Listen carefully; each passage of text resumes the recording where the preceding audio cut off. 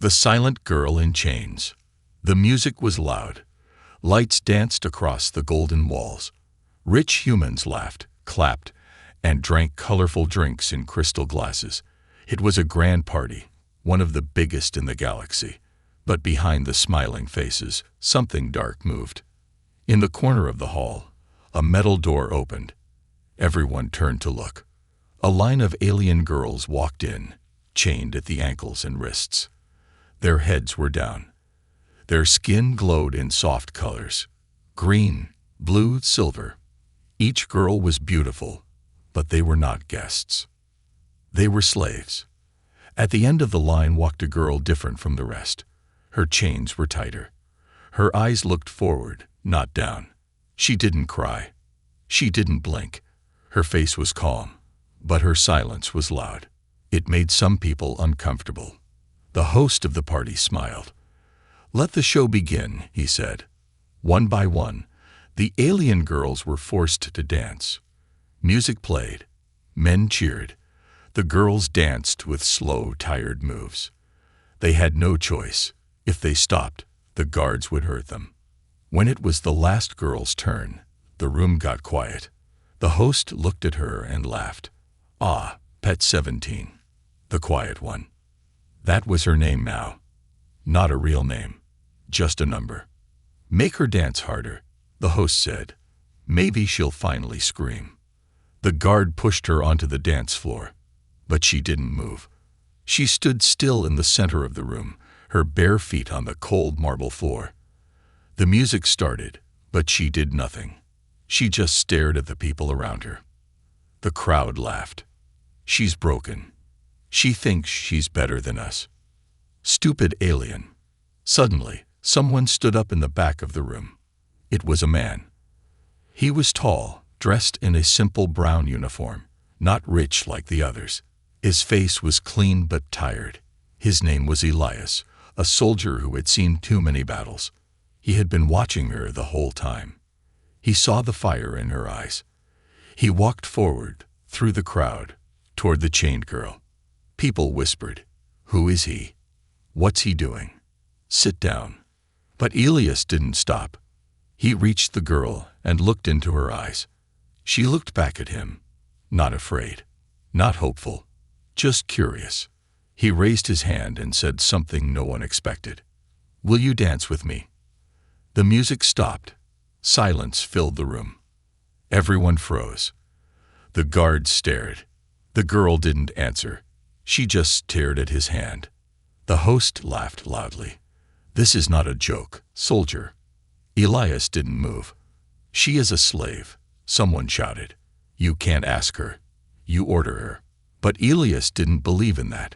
He kept his hand out, calm and steady. And then, slowly, the girl moved. She reached up and touched his hand. Gasps filled the room. She stepped forward, just one step. Her chains clinked softly. Elias moved gently. No force, no control, just kindness. He began to dance. One step, 2 steps, a slow spin.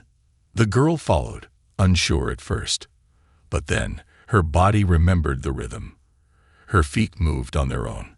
Her hands, still in chains, flowed with the beat. For the first time in her life, she danced by choice. The room was silent. No one laughed now. Some just stared. Some looked away. One guard whispered, "He's going to die for this." The song ended. Elias let go of her hand. She stepped back, confused. Was it over?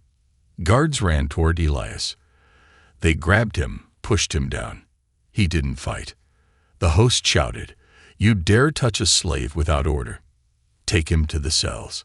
As Elias was dragged away, he looked back at her. She stood there, staring at him. Her lips moved. One word came out, a whisper, but strong. "Why?" That was the first word she had spoken in years. And it was because of him. The dance that shook the room. Everyone was still. It was like time had stopped. The girl stood in the middle of the grand ballroom, her wrists still in chains. Her small hands were shaking. Her heart beat fast inside her chest. She had just danced, not because someone forced her, but because someone asked. That had never happened before. The guards pulled Elias, the human soldier, across the marble floor. His boots left long marks behind him. His face was calm, even as they hit him, even as they shouted. The crowd was no longer laughing. Something had changed in that room. Something small, but powerful. It felt like a quiet wind had entered, a wind that smelled of truth. And truth makes people uncomfortable. The host of the party, Lord Kellner, walked toward the girl. He wore a gold cape and rings on all his fingers. His face was full of anger. "You will never look at a human again," he said to her. "You are property, and property does not speak." He slapped her. The sound echoed across the room. She did not fall. She did not cry. Her cheek turned red, but her eyes stayed strong. She stared forward, just like always. But inside, something was moving. 2 floors below, prison cell 9. Elias sat in the corner of a cold prison cell. His face was bleeding. One eye was nearly shut. But he smiled to himself. He didn't regret it. Not for a second. A voice came from the dark hallway. "You're either stupid or brave, soldier." Elias looked up. A man stepped out from the shadows. He wore no uniform. His eyes were sharp, and his voice calm. "Who are you?" Elias asked. "I'm someone who's been watching," the man said. "That girl, you saw her, didn't you?" "Really saw her?" Elias nodded. "She's not just a slave," he said quietly. "She has fire in her, and she deserves more than a cage." The man smiled. "I think you're right," he said. "And I think it's time someone like you helped her break the chains." That night, inside the slave quarters, the girl sat on the floor of a small dark room. The chains on her wrists had been locked tighter. Her legs were sore. Her face still stung. But her mind was not quiet. She kept thinking about the soldier. Why had he asked her to dance?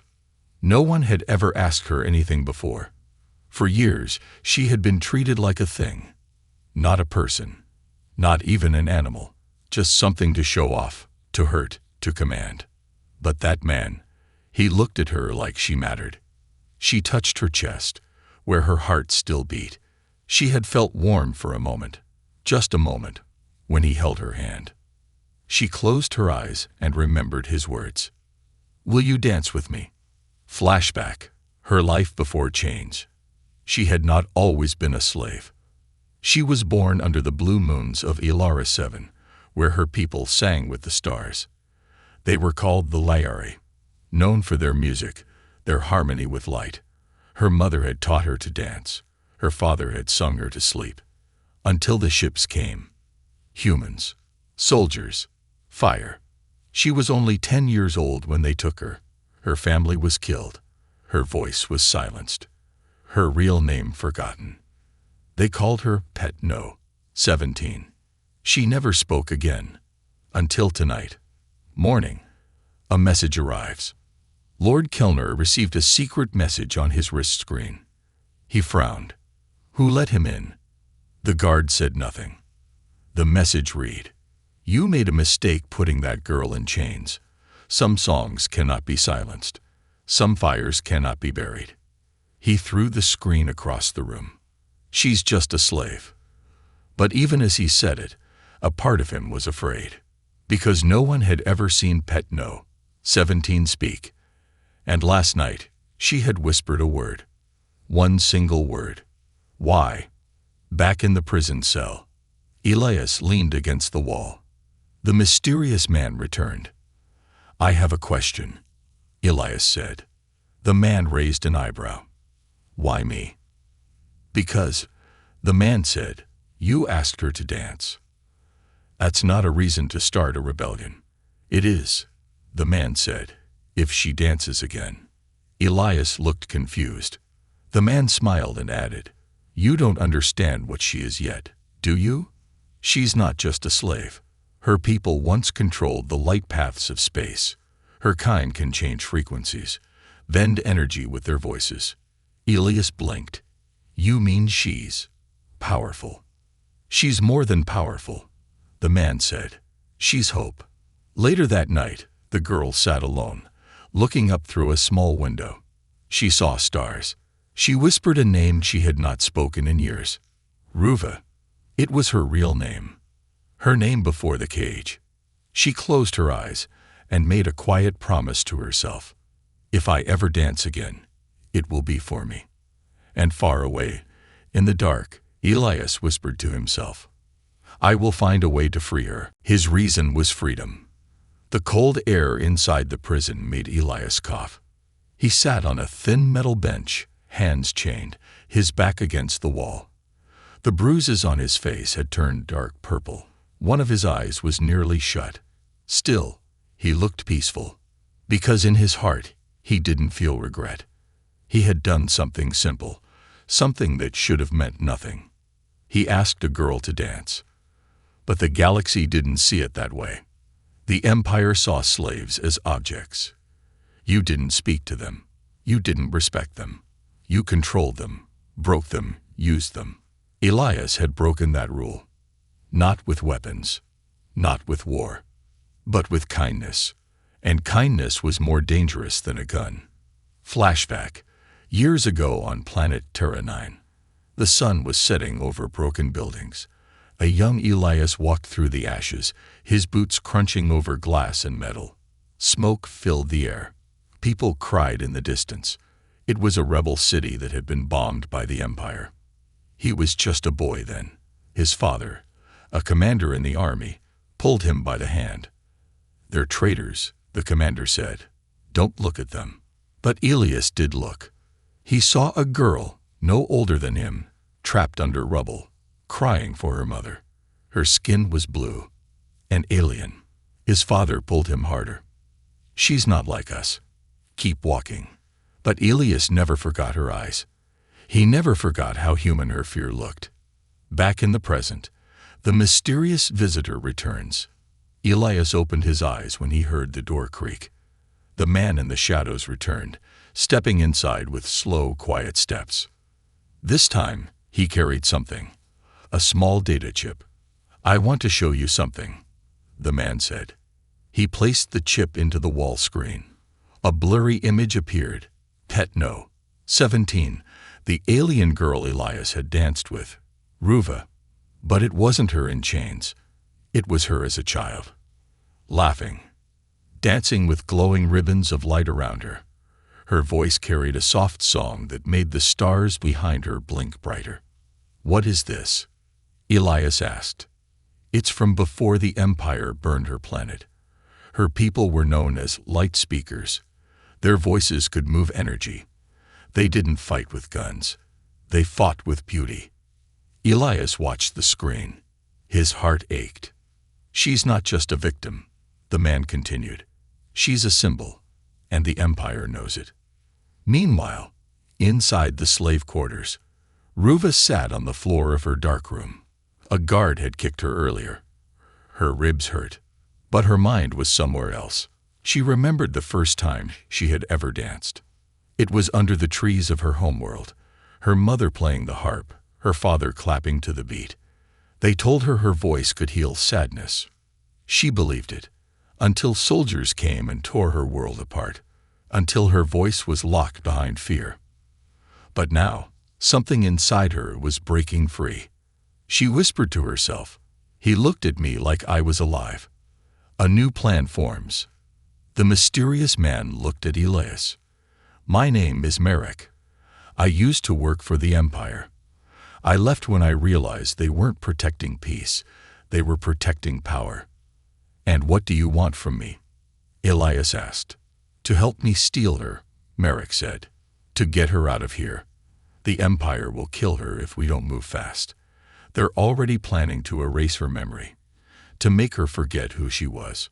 Elias stood up, even though his legs were shaking. "Then we need to go tonight."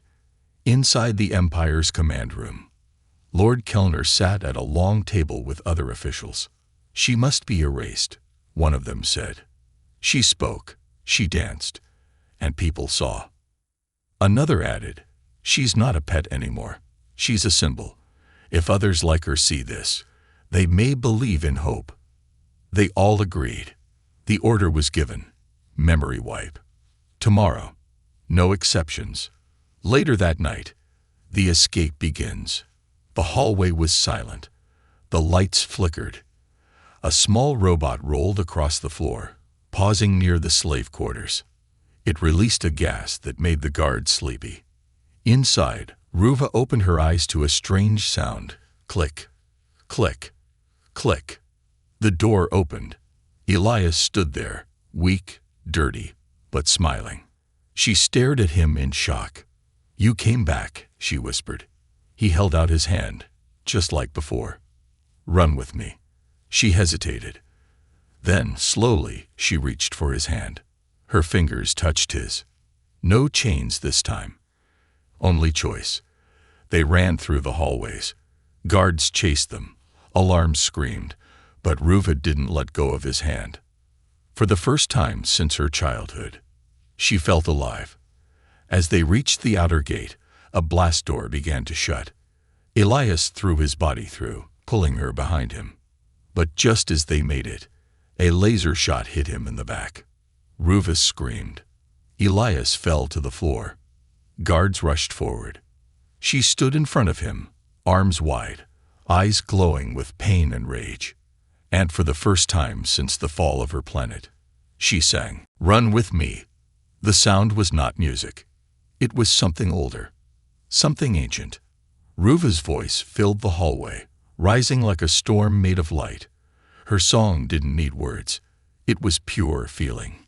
Pain, loss, rage, and hope blended into sound. The guards froze. The walls shook. The lights above flickered and popped.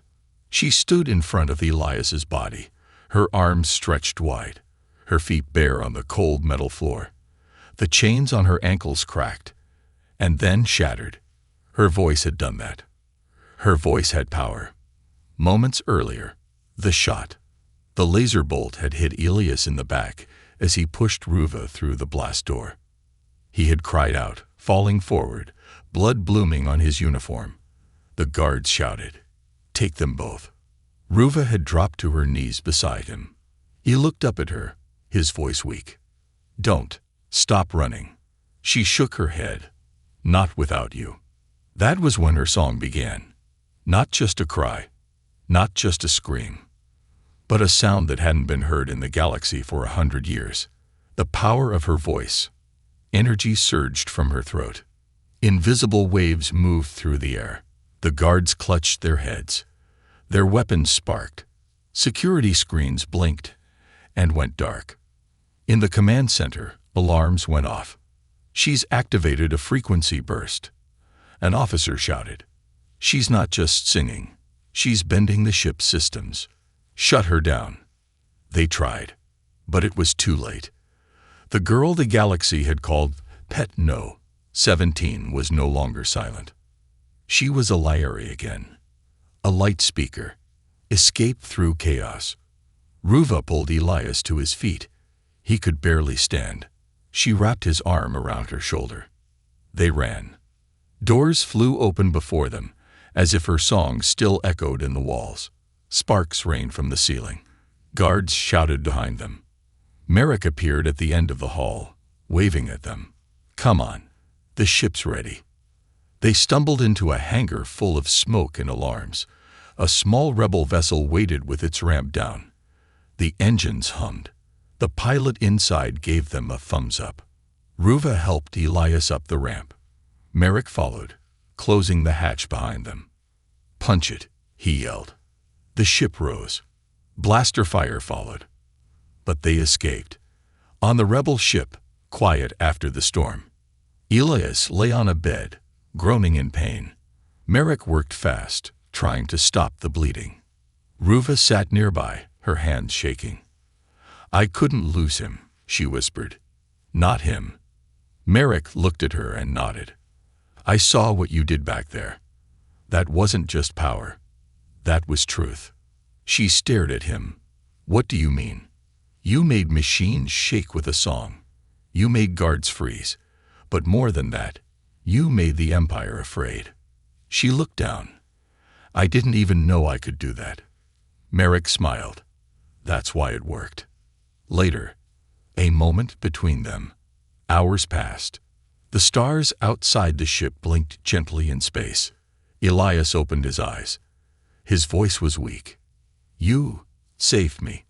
Ruva moved closer. She sat beside him, hands folded. You saved me first. They looked at each other. Quiet. Then Elias whispered, You have a real name, don't you? She nodded. Ruva. He smiled, slowly. That's a good name. She reached forward and held his hand. For once, there was no fear in her eyes. New destination. The Rebel Moon. The ship arrived at a hidden rebel base, a moon hidden behind a shattered planet. The rebels greeted them with confusion and awe. That's her, someone whispered. The alien slave who sang down a hallway. She's not a slave anymore, Merrick said. She's something much bigger. Ruva stepped out of the ship, barefoot, her chin high. Her chains were gone. Her voice was hers again. The rebel leader stepped forward. You're welcome here, but if you stay, the Empire will hunt you forever. Ruva looked at Elias, then back at the leader. I've been hunted all my life. Now I'm ready to fight back. Training and trust. Days turned into weeks. Ruva trained with others, learning how to focus her voice, how to control the waves it made. She wasn't the only one with a gift, but hers was the strongest. Elias healed slowly, but he joined her every day, cheering her on. One day, during a training session, Ruva fell to the ground, exhausted. I can't control it, she gasped. It's too big. Elias knelt beside her. You don't have to do it all alone. She looked at him, tears in her eyes. I'm scared. He took her hand. I am too, but I'm not leaving. Final scene. The Empire plans revenge. Far away, in the heart of the Empire, Lord Kellner stood before a screen showing Ruva's escape. This girl will be our ruin, he said. Another officer replied, She's already a symbol. Rebels are spreading her song across systems. Some are calling her the voice of light. Kellner slammed his fist down. Send the hunters. Kill the soldier. Burn their base. He looked into the camera. And erase her name from every system. The Song of Rebellion. The stars above the rebel moon were quiet. But inside the underground base, a storm was growing. Ruva stood in the middle of a wide chamber, her bare feet pressed against the polished black floor. All around her were engineers, rebels, and fighters, watching her with wide, careful eyes. They had heard the stories, how she sang in a prison hallway, how her voice shattered chains, how her song saved a soldier from death. But stories were not enough. Now they wanted proof. Could she really turn sound into power? Could one voice change a war? Inside the control room, Elias watched her from a high window, leaning against a wall. His body was still weak, wrapped in healing wraps, but his eyes never left her. He didn't care if her voice bent metal or lit up stars. He just knew what it had done to him. It gave him a reason to fight again. Beside him, Merrick clicked a tablet. We connected her to the old Lyari device. If it works, we'll see something the Empire tried to bury. What is it? Elias asked. Merrick replied, a song that could shake systems. The first note. Ruva took a deep breath. In front of her was a large metal orb, an ancient alien core built by her ancestors, hidden for centuries. It hummed with silent energy. It responded only to the voices of the Lyari. And she was the last one. She closed her eyes, thought of her family, her home, the day she lost everything.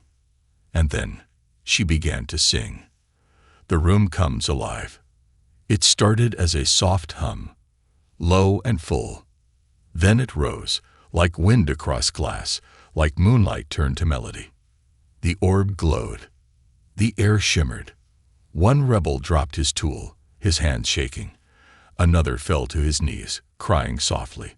Her voice wasn't just sound. It was memory. Everyone in the room began to feel something. The moment they lost someone, the day their world burned, the first time they felt powerless. But behind that sadness, there was a rising beat. Hope, strength, fire. The orb lifted into the air. Elias watches her become more. Elias had heard many things in his life. Gunfire, screams, orders, but never this. Ruva wasn't just singing. She was commanding the stars. Her voice danced across the chamber, and every metal panel lit up with symbols from a lost age. The Lyari script. Merrick gasped. She activated the archive. "What's in the archive?" Elias asked. Merrick's voice dropped. "Everything. Their maps, weapons, technology. Secrets the Empire thought they erased." Elias leaned forward. "She's not just a symbol now. She's a spark. The Empire strikes." But far above the rebel moon, trouble had already arrived. A black Empire ship hovered just outside the system's ring. Inside, elite soldiers moved through cold halls in silence. Their leader wore a smooth mask, with only red eyes glowing through the front. They were called the Hunters. They didn't talk. They didn't feel. They just removed threats. The leader raised a hand. A soldier nodded. The order was simple. Destroy the base. Bring the girl alive. Kill the rest. A quiet walk. After the test, Ruva sat outside the chamber, breathing hard. Sweat covered her skin. Her voice was tired, but her heart felt light. Elias joined her slowly. She looked at him. "Did I scare you?" He smiled. "No, you amazed me." She chuckled softly. "I wasn't sure I could still sing like that." "You didn't just sing," Elias said. "You lifted everyone." They sat side by side. Her hand touched his. This time, there was no chain. No fear. Just warmth. Explosion in the sky. Suddenly, alarms rang across the rebel base. Empire ships is in orbit. WER under ATTCK. Chaos followed. Pilots ran to their crafts. Gunners took positions. Merrick shouted, "They're here for her." Ruva stood up. "I won't run." Elias grabbed her shoulder. "You don't have to, but you can't die here." She nodded. "Then we fight together." The battle begins. Outside, black Empire dropships broke through the clouds. Turrets fired. Explosions lit the night sky. The rebel moon shook. Inside the command chamber, Ruva stood at the center once more. "I can use my voice," she said, "not to hurt, but to protect." Merrick looked nervous. "Are you sure?" She smiled. "I was born for this." She sang again. But this time, her song wrapped around the rebel base. Through speakers, wires, and signal lines, it touched every rebel fighter's helmet. Their hearts steadied. Their hands stopped shaking. They fought with clarity. They fought with courage. Final scene. The message spreads. As the battle raged, a hidden transmitter in the base opened. Ruva's voice traveled not just through the moon, but across the stars. It reached nearby systems. Slaves on other planets stopped and listened. Old veterans looked to the sky.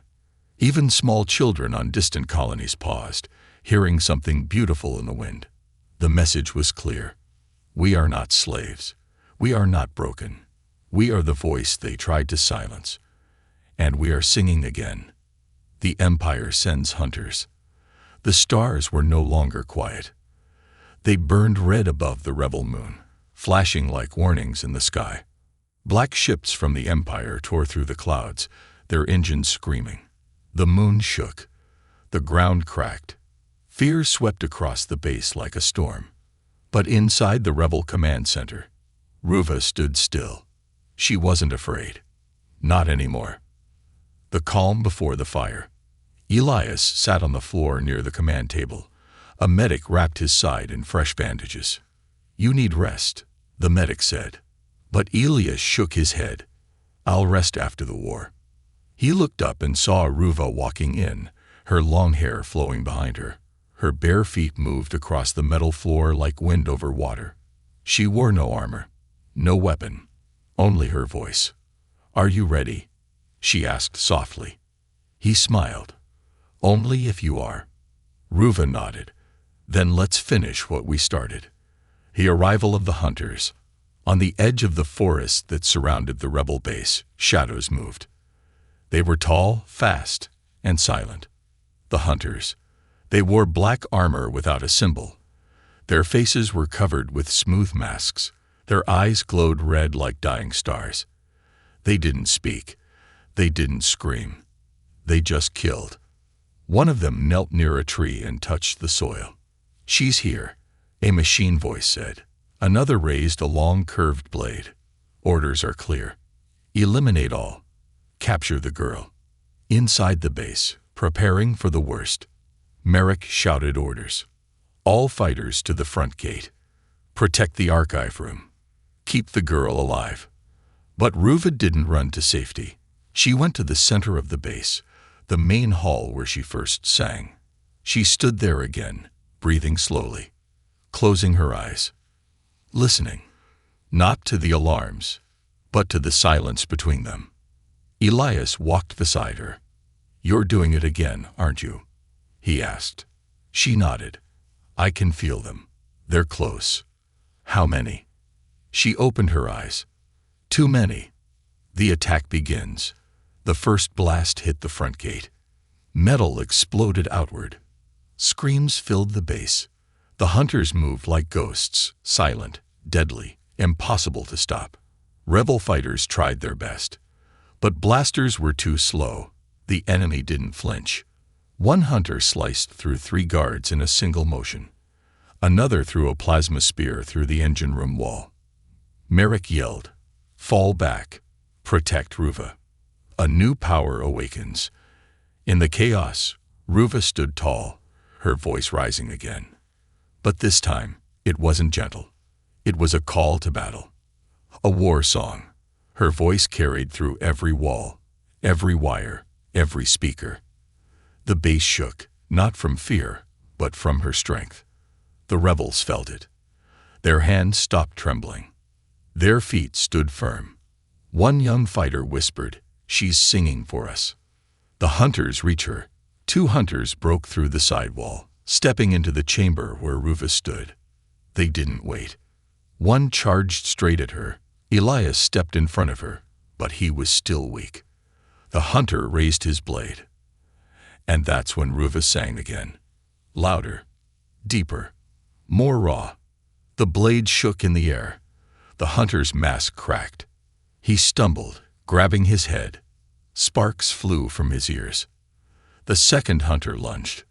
Ruva turned toward him. She screamed, not in fear, but in truth. The scream broke glass, twisted metal, and threw the second hunter into the wall. But not without cost. Ruva dropped to her knees, gasping. Blood dripped from her nose. Her voice was strong, but her body was not made for war. Elias rushed to her side. "You have to stop." She shook her head. "They'll keep coming. I can't stop now." He grabbed her shoulders. "You're not a weapon, Ruva. You're a person. You don't have to save everyone." Tears filled her eyes. "I just want them to be free." A moment in the dark. Merrick reached them, holding a datapad glowing with red symbols. "They're coming through the west tunnel now. We can't stop them all." Elias looked at Ruva. "There's a ship in the hangar, right?" Merrick nodded. "Small, fast, but it's unarmed." Elias turned to Ruva. "Then we run. One last time. With you." She looked at the battle behind them. The fires. The screams. And then back at Elias. "Run," he smiled. "Together." The final escape. The trio rushed through the burning hallways. Hunters chased them. But Ruva turned at every corner, letting out short bursts of sound that slammed doors shut behind them. They reached the hangar. Blasters fired from above. Elias lifted Ruva into the ship. Merrick jumped into the pilot's seat. As the ship lifted off, a hunter jumped onto the wing. Ruva leaned toward the window and sang. The wing shook. The hunter fell.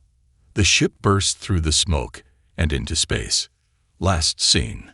A galaxy begins to listen. As the rebel base burned below, a signal spread across the stars. Ruva's final song had been recorded by the rebels. It echoed through space, from moon to moon, planet to planet. Slaves heard it in secret. Prisoners whispered her name. People who had forgotten how to hope remembered. She is alive. She sang through fire. She made them run. And now, the Empire knew. They hadn't silenced her. They had made her a legend. She chose to dance again. The stars no longer felt far away. They felt close now. Warm. Safe. But that warmth had not come without pain. The rebel moon was gone. Burned. Broken. Many friends were lost. But the flame they had lit still burned across the galaxy. A flame that could not be put out. And at the center of that flame was her. Ruva. The girl who once lived in chains. The girl whose silence had once been her only voice. Now her voice reached systems no one had dared to dream of. A hidden world. The small ship landed on a quiet planet. Green, peaceful, untouched by Empire machines. It was a place no star maps showed. The people here had lived in hiding for generations. Refugees, escaped slaves, broken families. And now, their new guest had arrived. They had heard the stories. They had heard the song. When Ruva stepped off the ship, barefoot and tired, they bowed, not because she was royal, but because she had given them something back. Hope. Healing in silence. For days, Ruva stayed in a quiet room, resting her voice. Her body was weak, her mind full of memories. The fire, the song, the blood. Elias. She looked out the window every night, wondering if this was what peace looked like. No alarms, no screaming metal, just wind and soft stars. Elias visited her every evening, carrying fruit or warm tea. He never asked her to sing. He never asked her to lead. He just sat near her, in silence. One night, as he placed a cup near her, she touched his hand. "Will you walk with me?" she asked softly. He nodded. The walk beneath the stars. They walked through the forest. The moon above them glowed silver through the trees. "I never thought I would see stars this way again," Ruva said, "without bars between me and the sky." Elias smiled. "You earned this." She looked at him. "No, we earned this." He stopped walking, looked her in the eyes. "You saved the galaxy, Ruva. Not with weapons, not with violence, but with your truth, with a voice they tried to silence." She looked down. "Sometimes, I still feel the chains." Elias gently lifted her chin. "Then let's remind your body what freedom feels like." A question. He reached out. Slow, careful, kind, just like the first time. "Will you dance with me?" She blinked. Tears filled her eyes. It had been so long since anyone had asked her anything. Last time he asked, she had danced because of confusion. This time, she smiled and whispered, "Now I choose to dance." The dance. There was no music. Only wind. Only heartbeats. Only stars. But still, they moved.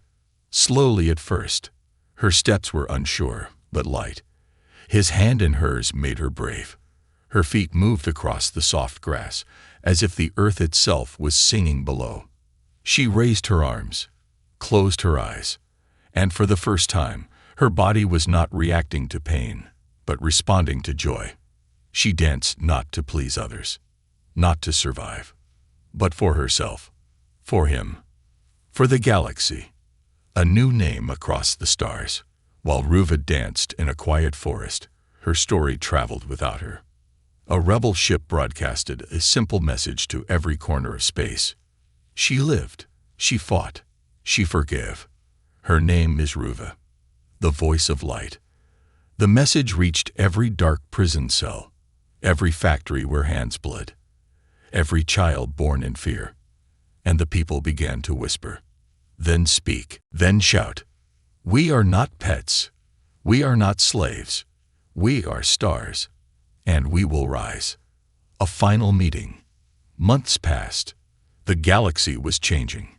The empire was shrinking. More systems joined the rebel cause. And one day, Ruva stood before a council of planets. Leaders from dozens of species filled the room. They asked her, "What now? What should we call this movement?" She looked at Elias, standing beside her, then looked at the stars outside the window. She smiled and said, "We are the ones who were silent until someone asked us to dance." Closing scene, forever free. That night, Elias and Ruva returned to the forest. The same soft grass, the same moonlight. They didn't speak. They didn't need to. Ruva stepped onto the grass and spun slowly, arms open to the stars. Free, at peace, alive. And when she danced this time, the universe itself leaned in to listen. The end